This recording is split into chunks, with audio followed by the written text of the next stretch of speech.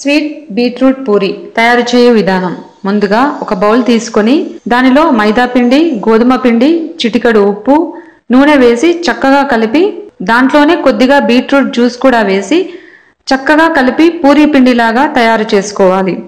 ఇప్పుడు ఈ పిండిని చక్కగా చపాతీలాగా రోల్ చేసుకొని దానిపై కొద్దిగా వెన్న, దంచుకున్న పిస్తా, జీడిపప్పు ముక్కలు, బాదాం ముక్కలు వేసి చక్కగా రోల్ చేసుకోవాలి. తర్వాత దీనిని చిన్న చిన్న ముక్కలుగా కట్ చేసుకుని పూరీలాగా తయారు చేసుకోవాలి. వీటిని వేడి నూనెలో వేసి ఫ్రై చేసుకోవాలి. ఇప్పుడు రబ్డీ తయారు చేసుకుని ఈ పూరీపై వేసి తురిమిన బాదాం ముక్కలతో గార్నిష్ చేసుకుని తింటే చాలా రుచిగా ఉంటుంది ఈ స్వీట్ బీట్రూట్ పూరి.